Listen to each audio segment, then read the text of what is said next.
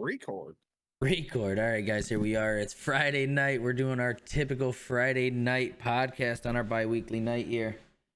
Uh, Tonight we have the whole crew here right now. We have Alyssa, we have Jay-Bear, we have Ben, myself, and we're gonna be going over the topic of transitional stress, guys.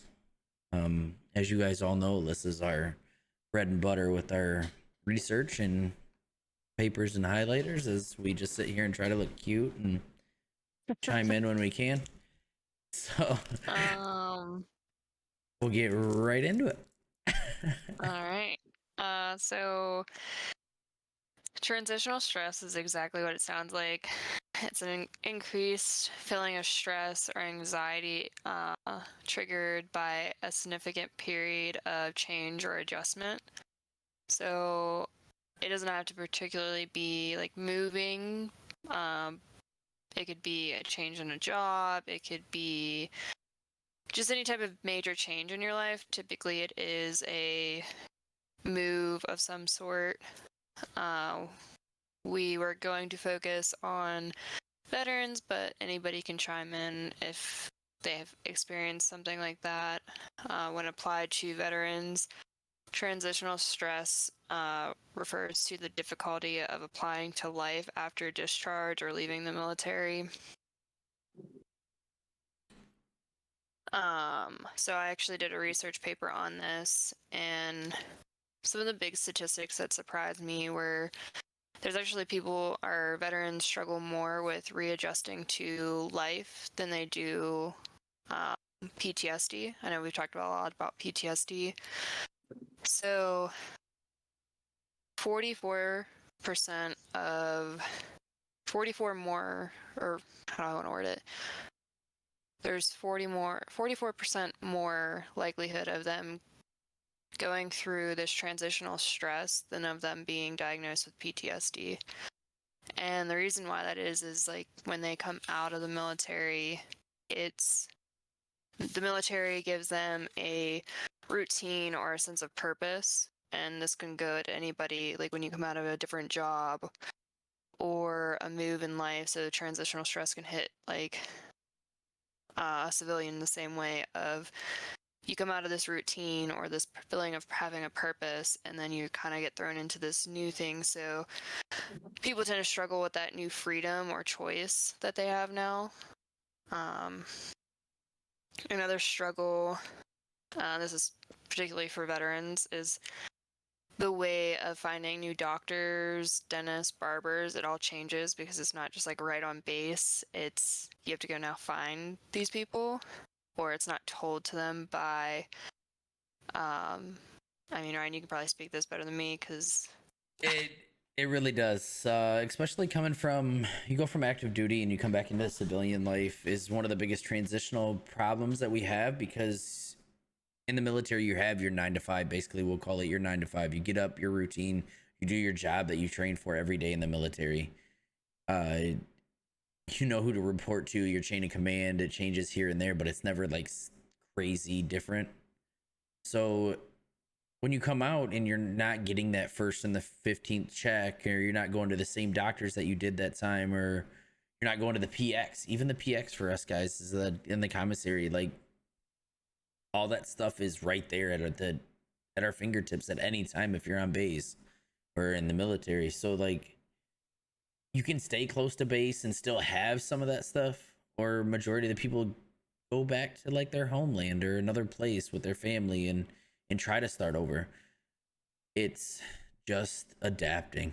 It's just how you adapt and finding the resources that you need to lean on while you're going through this transition. I struggled with coming home from deployment, like the transition of being deployed.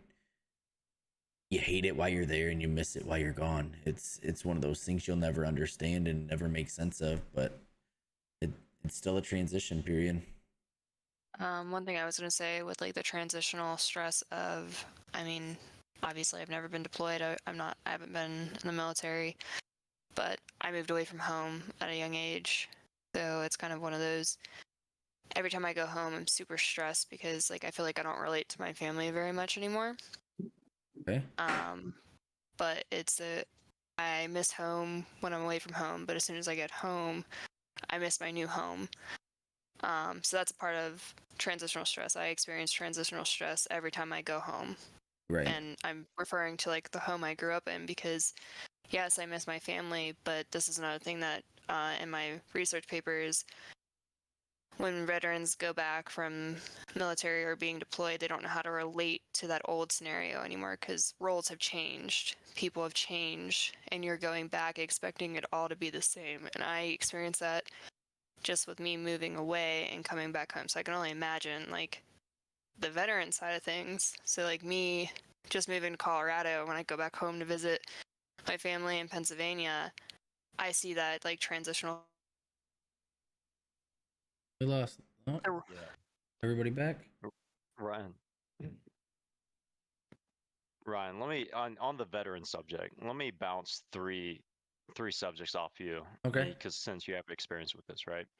So if I were to put myself in a veteran's shoes, there's three like main things that would make transitioning from active duty or being across seas to coming back home to civilian life, right? Okay. So one being uh, the problems at home, like the things that people get upset about at home would probably seem very insignificant to what you deal with out there. Is like, well, this person's complaining about, like, I don't know, like getting the wrong order at a fast food restaurant or something like that. Still pisses me off too. Yeah, that also, like, when you're out there, you have all that structure and order, and you're also handling millions of dollars of equipment. You have like a responsibility, like heavy responsibilities put on your backs, and then you come Right. back, you might not have that same responsibility, and people don't trust you to do, uh, whatever. I see a lot of people come back and they struggle with, like, people don't want to employ them. And I'm like, Purpose. well, yeah. I was They like, struggle with when I was purpose.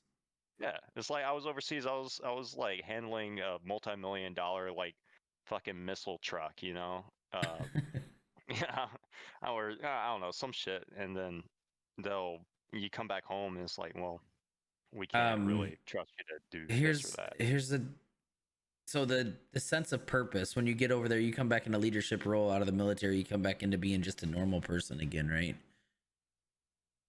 Those that it usually strive to the military to get rank either A, stay in, or they're the ones that have, I would say, the biggest trouble transitioning when they get out, because they go from always progressing and knowing which route to go to get to a higher echelon to trying to find their way back in and starting at the bottom again. And starting at the bottom is something that nobody ever wants to do, right? Mhm. So you say that they being in charge of all that equipment and all that stuff, it is huge. It gives them purpose. And when you come home and you look at it, you said the fast food thing, right? Why can't they get it right? It's so easy. All they got to do is make a damn burger, right? And you get mad. But we don't know the stress that that person's going through though either. They have their own daily stress. So like no matter your job or your profession, there is daily stresses that you deal with on your own. Home life, Yeah, like work life, all that stuff is different for everybody and not everybody can handle the same load. So I get that the transition for a higher echelon I think would be the harder person because they need to find purpose or going from leadership to being told what to do. yeah, exactly. And the last thing that I think would, bother me the most is you come from like camaraderie of warriors, right? And then, you know, to leave that Your to brotherhood, where your you don't, sisterhood. yeah, exactly. And then you come So back, you don't have the warrior that's lifestyle. why I chose the career path that I chose, because the union is like a brotherhood. You you get a lot of the same guys and you're all doing the same job and you're doing a lot of the same things, and you build relationships and friendships and brotherhood and sisterhood. I know a couple of my buddies that transitioned out and went into motorcycle clubs because they build that special bond also. And I agree, losing that camaraderie is huge. You'll hear me say millions and millions of times from now till the end of my life, I don't miss the military. I miss the people. I've said it multiple times. I will never change that statement because it's so true. I still talk to Petri, a dude named AP that's usually in chat. That is my battle buddy I went to basic training with, and we still talk to this day. When we were both deployed at the same time, we linked up because we were both deployed to the same area and hung out. So like, he is my brother in another sense, you know? So that camaraderie is huge to have. So you pulled those three things: responsibility and purpose, camaraderie and brotherhood and sisterhood kind of thing, right? And perspective. And perspective, right? So now you come back and some of these people don't have friends or family at home to go back to when they get out. And that's when they could turn to substance abuse, alcohol abuse, gambling, all that stuff. That's why it's very big. Or a lot of them become homeless because they don't know how to transition properly or know where to ask or look. That's why we're doing what we're doing, right? Raise awareness about everything. Ben, I think you did a really good job. You hit another big thing, a part of the like research that I did for the paper, there's called a 5R model, and you hit 3 of the 5 R's within your questions. Hey. Dang, Ben, look at you. So when experiencing or understanding transitional stress within just civilians or veterans, the main areas that are affected are routines, reactions, roles, relationships, and reflections about ourselves. And you hit 3 of those within that. So we'll jump into more. So we talked about routines. So when we are changing our routines, naturally people are going to become stressed anyways. Like if you're going through your typical day and your routine's thrown off, don't you experience stress? I mean, I know I'm a routine-based person.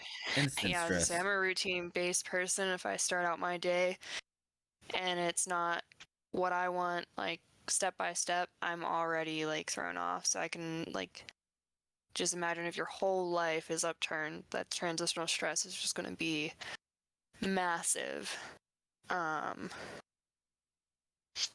So like some tips and tricks for that is, even through like the transitional stress, is try to stick to old routines while creating that new one. So if you're in a new area, still wake up at the same time, still try to go to like the gym, still try to like keep those old habits like alive while you are creating these new habits in this new area. Makes sense. Incorporate hobbies to kind of help keep you that calm composure that you need. Because you also don't want to fall into a rut of where you're just constantly doing that same thing. So you need what I like to say is you need a little bit of flavor in your routine. Flavor. Sorry, I couldn't help it.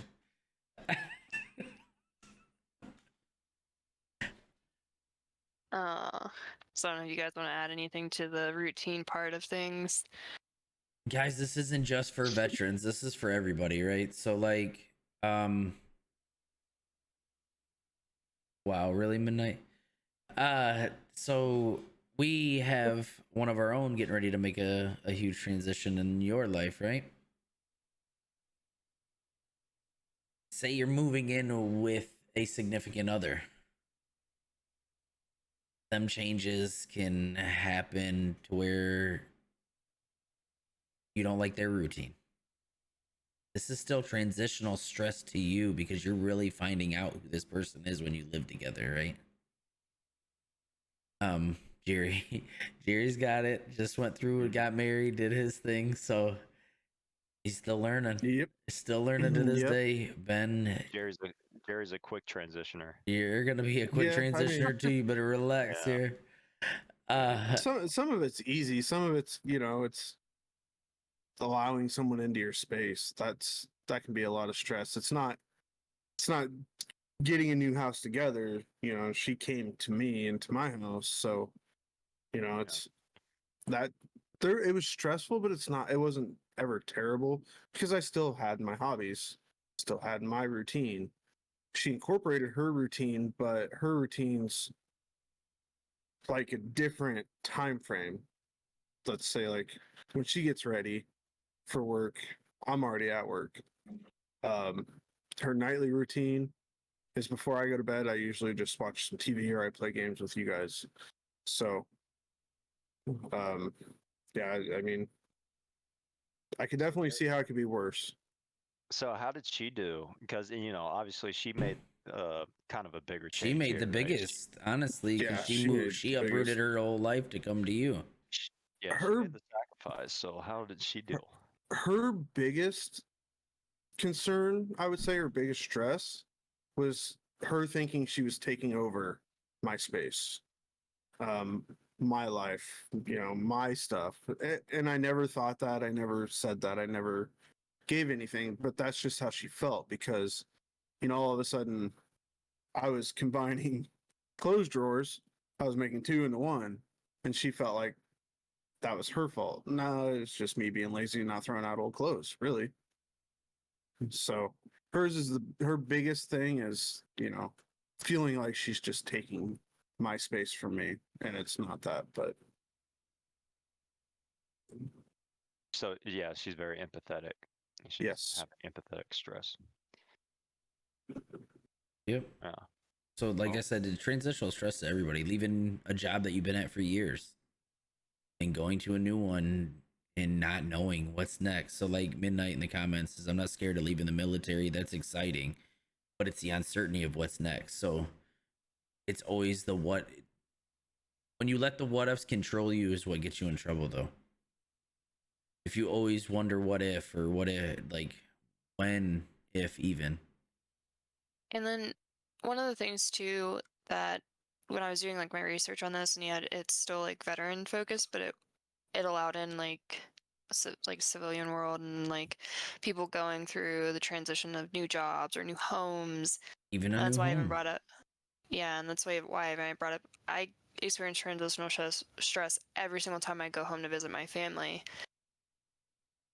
You you're gonna still feel like that mixture of emotions. You're gonna have that excitement mixed in, or it could be like I'm using excitement with that anxiety, or you can feel some type of emotion or dread. Like you can have the two counteracting emotions at the same time, and that's usually what that transitional stress is, and that's what we're saying. Like you're okay kind of sometimes leaving behind that past, but it's that unknown in the future.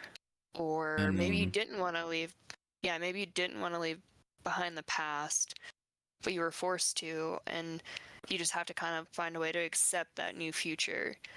There's like different ways, and it's usually the two emotions you're feeling are opposites, and that's where that transitional stress comes into play because you're learning how to juggle two opposite feelings at the same time. Okay. mm. Um, Yeah, I had to go through. I had some transitional stress coming back to my hometown. and that's So another thing. yeah, during COVID, I had a career that I was working in for 4 years at the time. My position got let go. I like everybody in my position got laid off. I was stuck without a job, and I looked at the positive in that, because I wasn't really comfortable there. It was a second shift job. I never saw the sun. I was We already could going tell. through. I'm just kidding. Yeah, I was like, you remember at that time I was staying up till like 6 o'clock in the morning You were? every Yeah. night. It was bad. I mean, it was just bad routine. Um, and I took that as a blessing to get myself right and get my routine back, see the sun, uh, go places or anything like that. So I took a little bit of time off, but eventually I had to go somewhere, right? So I ended up going back home, and I stayed with my parents for uh, like 2 months, 2 maybe 3 months before I ran out of place in Pine Mountain. But the problem is is I'm looking at this as I was supposed to leave and spread my wings and climb up and be my own person, right? So the whole point for my life, my trajectory was supposed to be to go and not be back in the same situation that I was growing up, right? And being in a small town in Georgia where I grew up, there's only like old people here. There's nobody my age. And I was looking at a bunch of negatives, and I did have a good bit of stress about it, but eventually, I was able to get to where I was working all the time, working with a family business, like working on my skills, and there was positives that came out of it. And start focusing more on the positives. Really, like, the way that I get over any kind of stress is I do a lot of self-reflection. Why does this bother me? And I really get down to the root of the situation, and I basically just come to peace with myself anytime I'm going through something, and I'm able to get through it. But I'm still here. I feel happy. I got a girl that makes me feel warm and fuzzy inside. There's Aw, nothing to Ben's complain about in now. love. And I'm gonna move. I'm not gonna feel anything about it. No, you gotta find the positives in Yeah. everything, man. If you like, we talked about resiliency a bunch of the times that we talk about a lot of this stuff. You gotta be resilient. Again, a quote that I'll say that everybody be the ball, not the egg. Bounce back, don't crack, kind of thing. Like, it's so silly, but I'll never forget it. And Adapt. Life's ever changing, man. yeah, Melissa, you have more. You sent me a picture that you wanted me to pull up. When do we get? Not yet. Okay, all right, all right, all right. Patience. Have you met me? We're gonna finish going through the R's, and then we can pull it up once we go through the Oh, rest of the okay. R's. All right, all right. We're on our second Relax R. is one of those R's, right?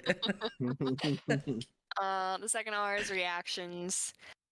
So when you go to a new place, like new cultural environments, interactions can result in like unexpected reactions. So for people, when you're like in that new environment, this can result with people like withdrawing or deciding like not to do things that they used to do because they just don't know what to expect.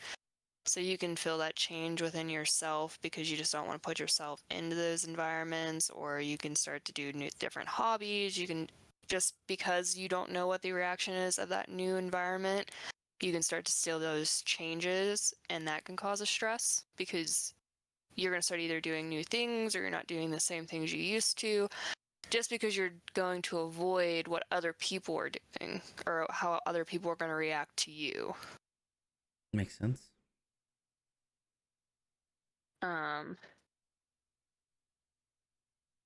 So I guess with that, some of the tips and tricks I gave for it is gain an understanding about your surroundings, which is I think what typically a lot of people do, kind of people watch. So go do the things you want to do, but kind of people watch, understand them, give yourself time to understand yourself and the environment, and then remind yourself of your strengths. So the third one is roles. Our roles are part of our identities. So again, the big thing for that is remind yourself of your strengths, even though you're in a new environment. Just keep reminding yourself of who you are and your core. What you're They give us capable meaning. of. You know, what you're capable of. Yeah, that's a big one too. Yep. They give us meaning and purpose. So we're going to go back to the beginning. We kept bringing up, like, a lot of times purpose is a big thing for us, and that's why transitional stress does come about. So this is one, know who you are, know your strengths, and really put that best foot forward for it. Yes, Four ma'am. is relationships. Building positive, stable, and satisfying relationships with the people around you. So whether you're moving with people or moving by yourself, just kind of, again, sticking to who you are and finding those people that really bring out your true self. Okay. And then 5, Ben, this kind of brings out what you were saying, reflections about yourself. If you are struggling, kind of digging deep and understanding why you're struggling with it. Gotta be honest with yourself. Mm-hmm. Honesty is what's gonna get you through this. Honesty. Yeah, I think that's very important. Yep. Ben, I think you did a really good job on this one.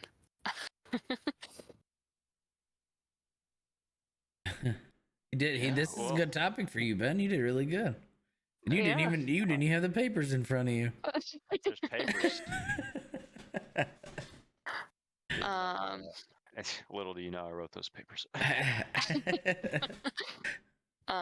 Obviously, again, this is just like a higher, like just a skim over everything you can look into for transitional stress. Quick overview, but I guess I can open it up to you guys. You can talk more about it. If not, Ryan, you can pull up the picture. Okay, I thought we went over the good thing. Ben apparently is really good on transitional stress. We learned. The picture Alyssa has here is as That's how I'm transitioning. Y'all just didn't know this it is yet. true. It's gonna be full screen, guys. So I can not control. So I can let go of these things. I cannot control, so I can let go of these things. Explain a little bit there, Alyssa. Oh, let me pull it up because I can't see your screen. Oh, No, yes, you're I good. got- I got it. I pulled it up. okay. As long as you can still. The whole chat can see it. So- It's big and bold. So I wanted to pull this up just because I know we get stuck in life on things that we want to like stress ourselves out about. And there's things that we can stress about that we can control. And there's things that we stress ourselves out and we just can't control it. So in the smaller circle, those are things we can control. Like turning off the news. The news is so full of negative things, and if you're feeding your brain with negative things, you're going to think negative. Yeah, I know, watch it sometimes to know what's going on, but if it's starting to impact you, just like social media, turn it off, go for a walk. Finding fun things to do at home to kind of release that. You control your positive attitude. I know we've mentioned a few times when you wake up in the morning, if you say something positive to yourself, you're starting your day in a positive way.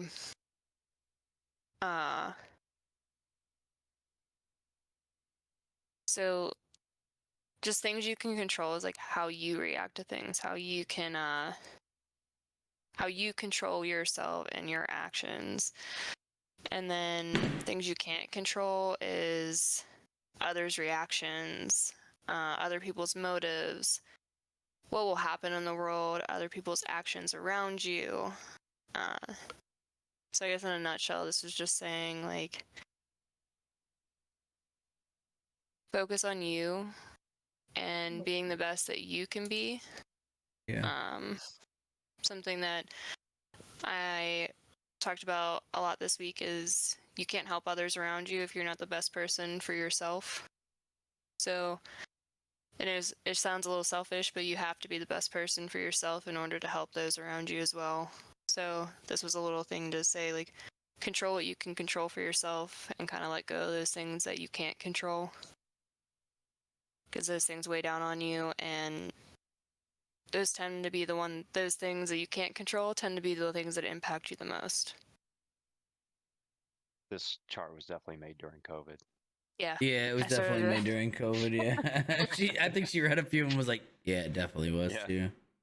Toilet paper TDC Yeah. recommendations. Social I thought it was cute. I found it and I was like, oh, Fox, and like, it's kind of cute. And I read a few of them, obviously not all of them, but Control your own social distancing. Wait a minute. I'm telling you. There's the old Serenity prayer also about God Grant me the serenity to accept the things I cannot change, the courage to change the things that I can, right? And the wisdom to know the difference. So I myself, not a very religious person, but it still has meaning behind it for me, right? So control the things that you can and don't stress over the things you can't, in simpler terms. So that's what I took from a lot of them things that you said. And My mantra has always been, it is what it is. it is what it is. It is what it is. Shogun I. Or my grandma used to say, you get what you get, you don't throw a fit. Oh, I say that. Yeah. 100%. I think a That big Midwest thing saying? that I've carried with me for like something like that is it a problem I can solve today? If it's not, then I'm gonna let it go. Right. Um, Come back to it a later time. it's something that I'm not gonna let me keep me up at night tonight because I need sleep, and a big thing is sleep for mental health. Sleep is So, huge. like, if you can leave it on your plate for tomorrow, then don't stress about it. Leave it on that to-do list. And then if you get to tomorrow and it's still something that you can't solve today, let it go. I mean, it can stay on your to-do list for as long as it needs to stay there, but if you can't solve it today, then kind of just leave it there. I say this a lot at work because people stress about work's work. Your job's going to be there the next day, right? And I tell people this all the time, especially as a supervisor or manager. You don't worry about completing your task. If you can't do it safely and with quality, it'll be here tomorrow. It'll be here Monday. Unless we have a tornado, it's going to be here, and we don't get very many tornadoes. So You it'll might be not here. be here, but Oh, no, I'm okay. just kidding. Yeah, you might not be here. That will be. Yeah, yeah.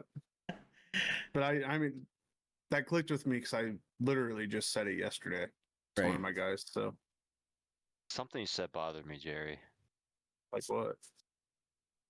To show me your culo. You're in Iowa, man. I thought you guys get tornadoes there all the time.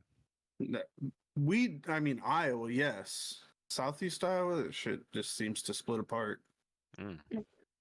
I don't think Every once in a while, we'll tornadoes get some pretty bad storms, but I just watch them.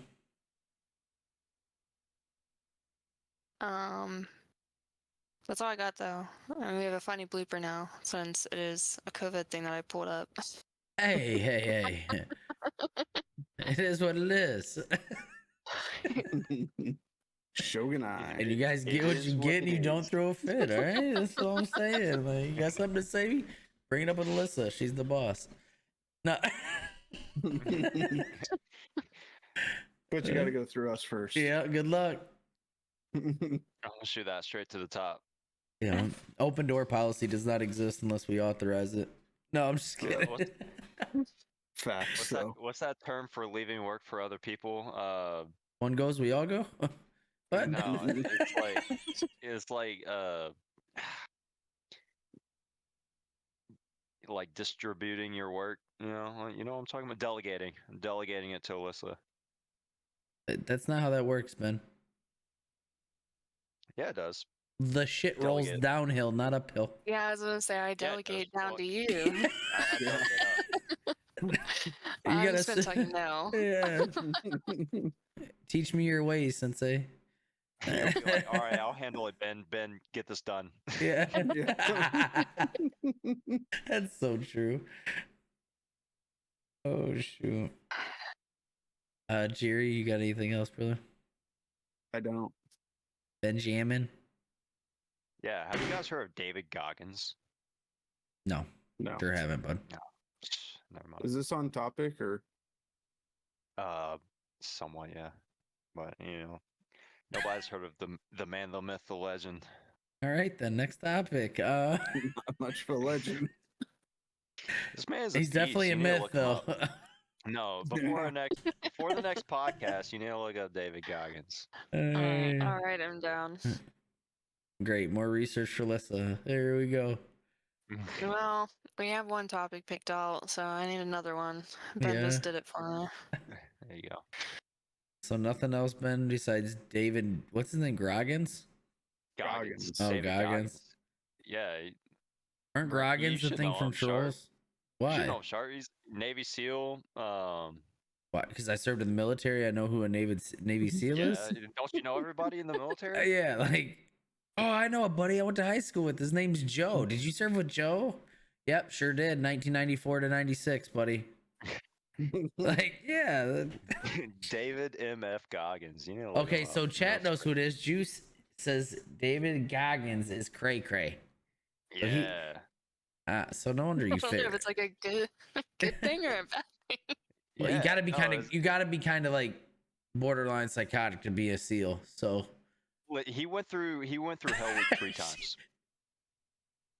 Motivational Why would- speaker, yeah. Wait. He is a motivational speaker. but Navy He- SEAL he's isn't Hell mental Week. toughness. That's Special Forces. Come on now. Well, he went through whatever the Navy SEALs have to go through, like like when they Buds. They go like through buds.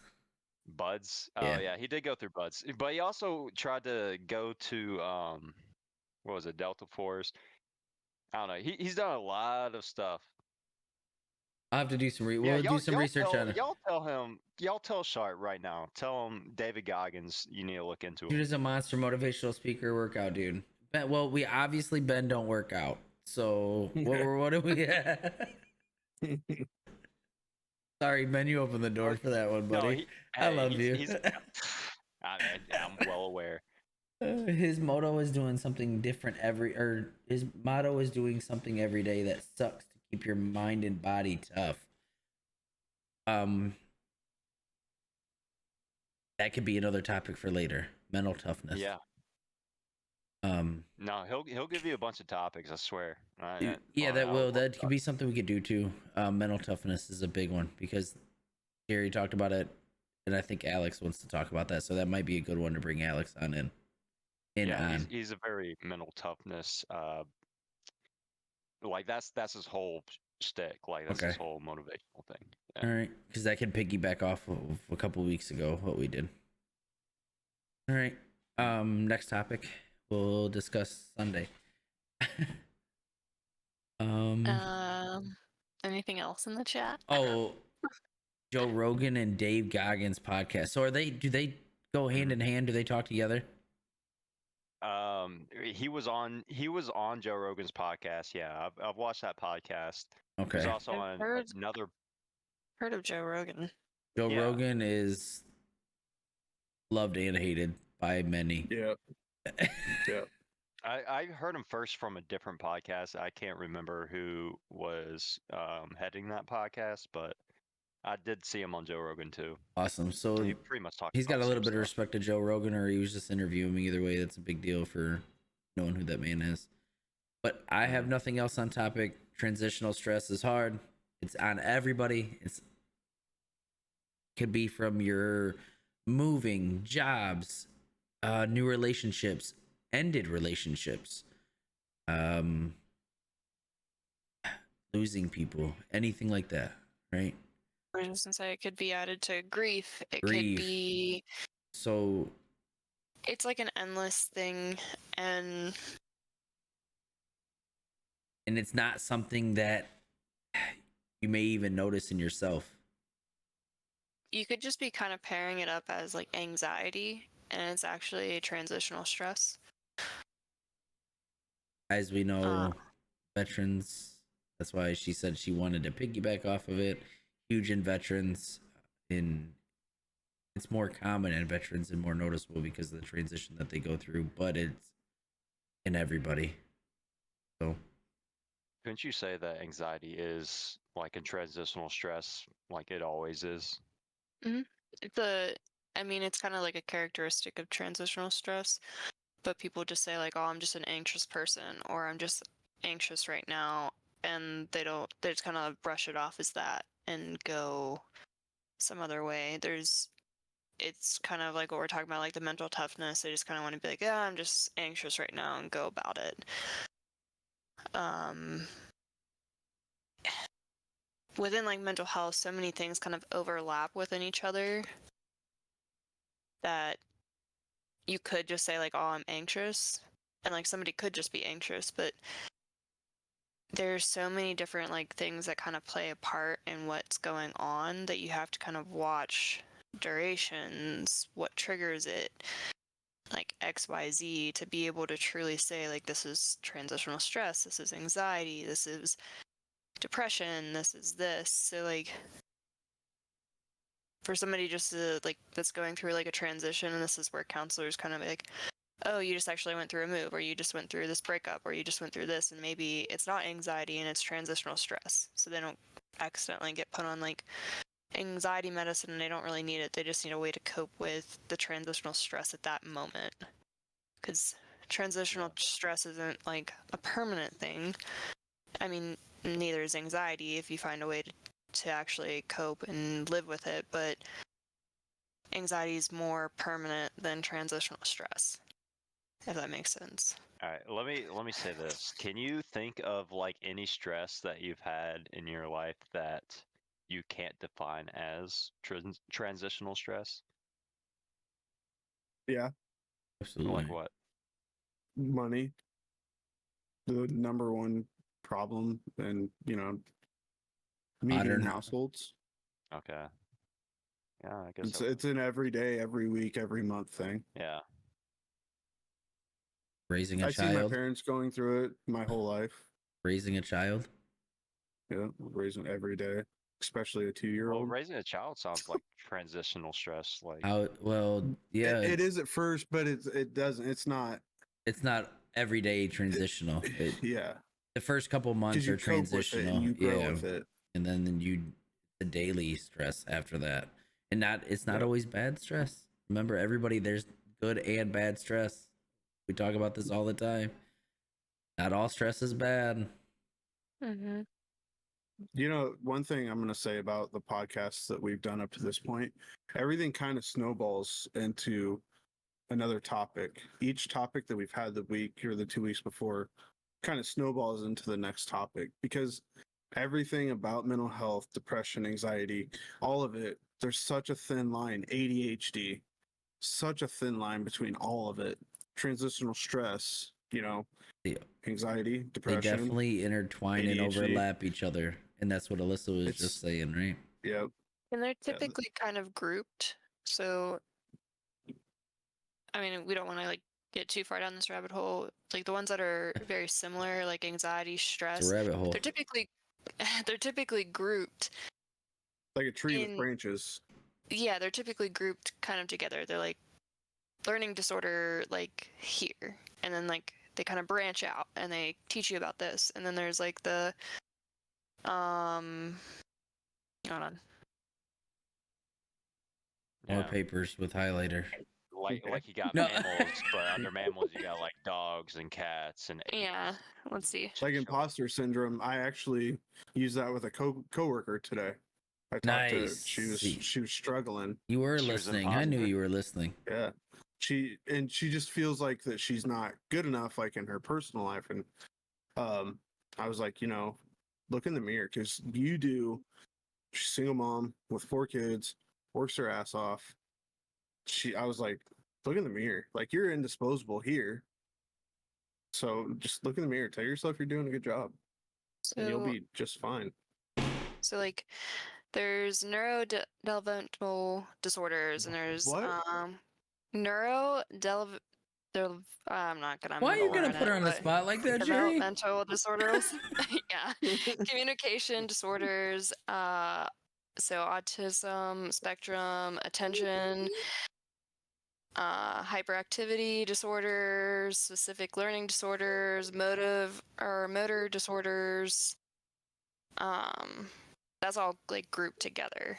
And then you have schizophrenic spectrum disorders. And then it goes down this like whole list. They're all grouped together.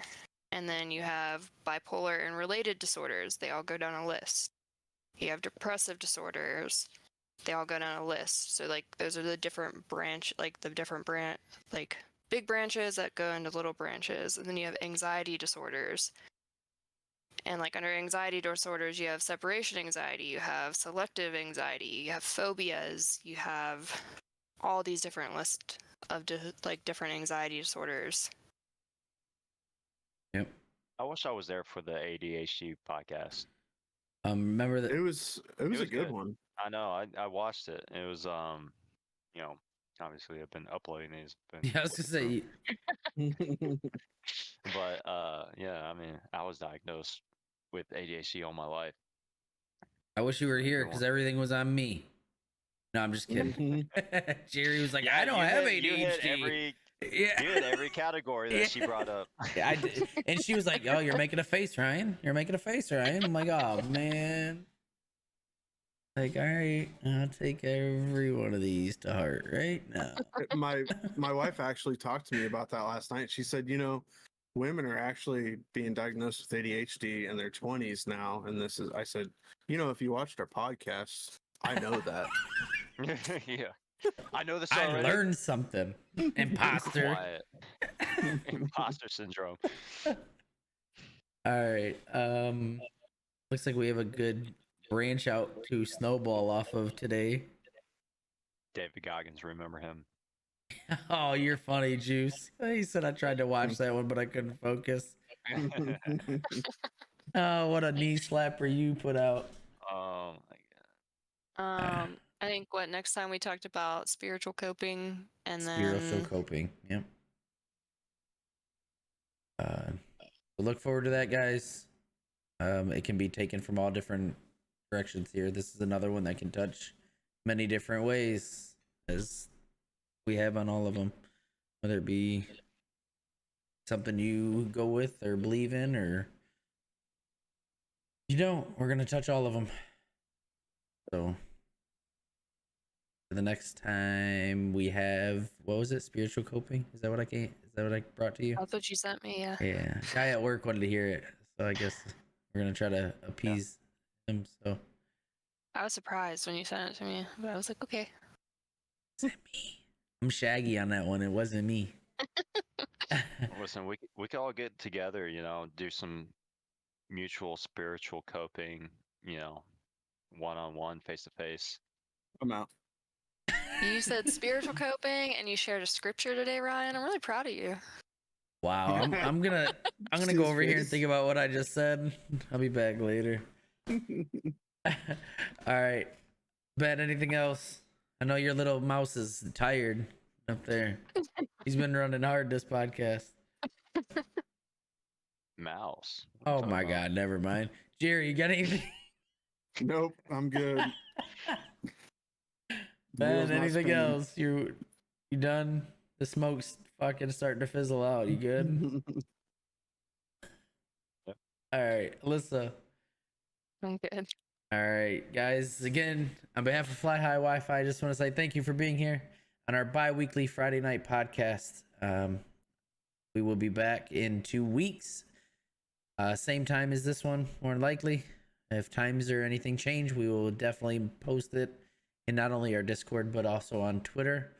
So until then, I just want to say thank you and have a great night. I do have one thing after you stop recording. Let me stop recording.